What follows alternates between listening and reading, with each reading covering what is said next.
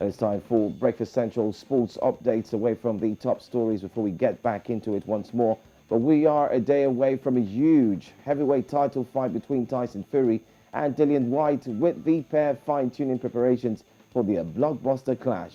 The all-British bout sees Fury putting the WBC belt on the line at Wembley Stadium on Saturday night in front of 94,000 fans in one of the biggest contests in the history of British heavyweight boxing.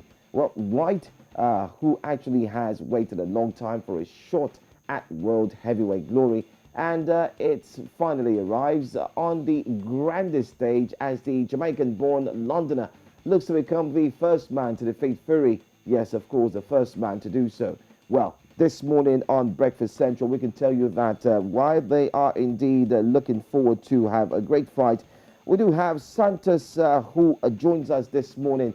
Santos, thank you for being here on Breakfast Central. We're about to take a look at one of the biggest British fights in history. It's good to have you. Good morning. Good morning. It's good to be here again. All right. Well, do you think Dillian Whyte has what it takes to succeed where Deontay Wilder failed? Yeah, straightforward. Yes, I think so. He's a much better boxer than Deontay. In as much as that would sound like a very controversial statement because of where Deontay Wilder has taken his career to. Deontay is a very big hitter, and yeah, we know him for that. But Dillian is a more technical fighter, and if you would, create an imaginary character that you would say, I would like this guy to fight Tyson Fury because he has a chance, you would pick Dillian Whyte before anybody else. So yeah, he definitely has a good chance today.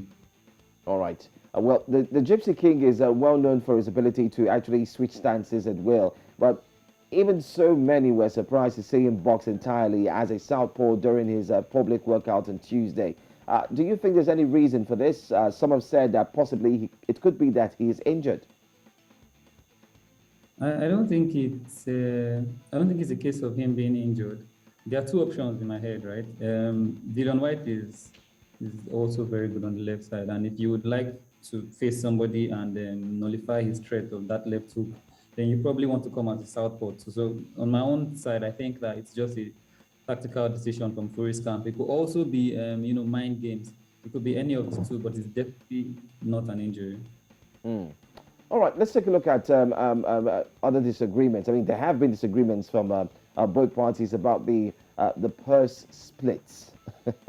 We're talking about the money now, Santos. Well, according to the bid on the table, Fury will earn 22 million pounds, while Whyte will take home 6 million pounds as of the 80-20 split ordered by the WBC. But Whyte stands to make another 3 million pounds if he can hand Fury his first professional loss.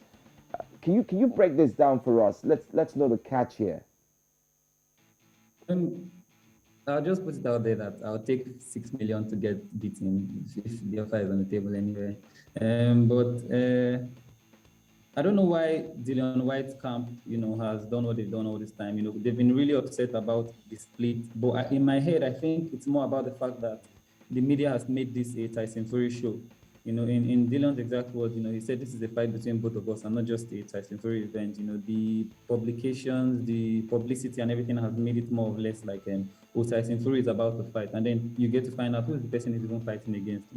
So on Dylan's side, rather, he might find it disrespectful. I don't know if the post is much of a concern to him. I don't think it should. I mean, even Anthony Joshua the other day was like, Dillian was getting a substantial amount, based on these particular circumstances. And in my head, I think that he should just focus on winning, which is, in my opinion, the bigger priority. If he does that, he's going to be doing something great in front of a record crowd, if I'm not mistaken, 91,000 people in Wembley, in his hometown.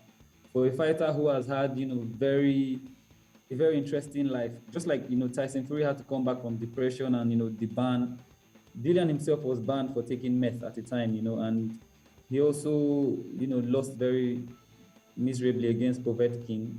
And, even if he came back and then won the rematch, he has a story to tell. So I think he should focus on winning today and, creating that amazing story, which I hope he does. Mm. Anyway, let me also bring you into the ring now. So to say, with my next question, and then simply put, where would you put your mouth? Like they say, put your mouth where the money is. So where are you going to put your mouth, Santos? Mm. I like So that. obviously the obvious favorite is Tyson Fury. Tyson The Fury. obvious, Why? because he's on form, and he's the champion presently. So that's the obvious favorite. Again, like I said earlier, if there's one fighter I would pick out and say, okay, this guy can beat Tyson Fury, to be Dillian Whyte. He has lost to only two people in his entire career, and that was Anthony Joshua and Povetkin, which were really, really massive fighters at the time. Tyson Fury, if he's careless today, can get knocked out before 6 rounds. So I'm not going to put my money anywhere directly, but I'm going to say that I think that Dillian Whyte can win. All right. Anyway, I'm going to let you be right now. I'm going to hold you very closely to this statement that you've made, and I'm sure that we'll look out for the outcome. Thank you so much for joining us, Santos, a combat sports expert. That's Santos Akilele. Thank you for being here on Breakfast Central.